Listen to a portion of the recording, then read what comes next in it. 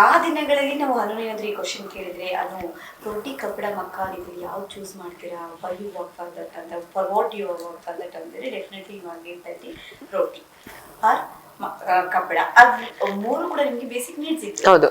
But ನಾನು ಇವತ್ತು ಇದೇ ಪ್ರಶ್ನೆ ಕೇಳಿದ್ರೆ ಯು ಗಾಟ್ ಎವ್ರಿಥಿಂಗ್. ನೋ ಇವತ್ತಿಗೂ ನಾನು ಕೆಲಸ ಮಾಡ್ತಾ ಇರೋದು ನಾನು ತಿನ್ನೋ ಅನ್ನಕ್ಕೇನೆ.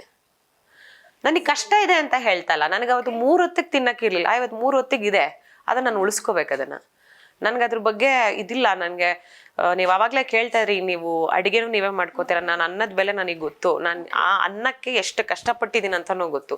ಇವತ್ತಿಗೂ ನಾನು ಕಷ್ಟಪಟ್ಟು ಕೆಲಸ ಮಾಡೋದು ನನ್ನ ಅನ್ನಕ್ಕೇನೆ. ಗೌರವದಿಂದ ಕೆಲಸ ಮಾಡ್ತೀನಿ ನಾನು. ನನ್ನ ಹತ್ರ ಎಲ್ಲ ಇದೆ ಅಂತ ಎಲ್ಲರಿಗೂ ಅನ್ನಿಸ್ಬೋದಿಲ್ಲ, ನನಗೆ ಬೇಸಿಕ್ ನನ್ನ ಲೈಫಲ್ಲಿ ಏನ್ ಬೇಕೆಲ್ಲ ಇದೆ.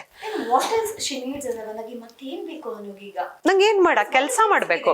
ಒಂದು ಫಿಲ್ಮ್ ಸಿಕ್ಕಿದೆ, ನೀವು ಸ್ಮಾಲ್ ಸ್ಕ್ರೀನ್ ಸಿಕ್ಕಾಪಟ್ಟೆ ಸಾಲ್ವ್ ಮಾಡಿದೀರಾ, ನಿಮ್ಮ ಒಂದು ನಿರೂಪಣೆ ಒಂದು ವೃತ್ತಿ ಬದುಕಿನಲ್ಲಿ ಸಿಕ್ಕಾಪಟ್ಟೆ ಯಶಸ್ಸನ್ನ ಕಂಡಿದ್ದೀರಾ. ಸೊ ಮತ್ತೊಂದು ಕಡೆ ನೀವು ಸಿನಿತೆರೆ ಆಗ್ಬೋದು ಅಥವಾ ಕಿರುತೆರೆ ಆಗ್ಬೋದು ಅಲ್ಲೂ ಕೂಡ ಸಾಲ್ವ್ ಮಾಡಿದೀರಾ.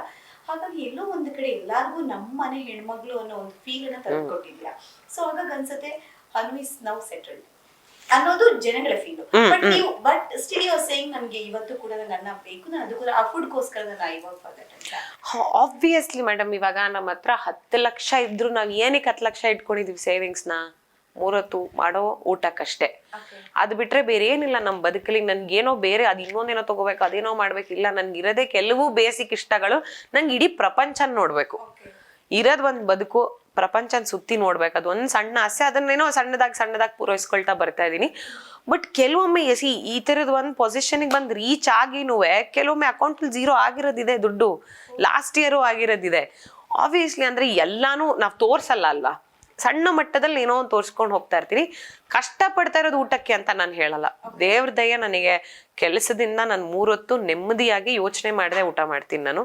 ಬಟ್ ಅದ್ರ ಬಗ್ಗೆ ಬಹಳ ಗೌರವ ಇದೆ. ಇವತ್ತಿದೆ ಅನ್ಬಿಟ್ಟು ಅದನ್ನ ನಾನು ಖಂಡಿತವಾಗ್ಲೂ ಮರೆಯಲ್ಲ. ನನಗೆ 10 ಲಕ್ಷದಲ್ಲೂ ಬದುಕಕ್ ಬರುತ್ತೆ, 100 ರೂಪಾಯಿಲೂ ಬದುಕಕ್ ಬರುತ್ತೆ. ನಾನು ಅದಕ್ಕೆ ಹೇಳೋದು, ಬಡವನಾಗಿ ಹುಟ್ಟೋದು ನಮ್ಮ ಪುಣ್ಯ, ಬಟ್ ಅದೇ ತರ ಸಾಯಬಾರ್ದು ಯಾವತ್ತೂ.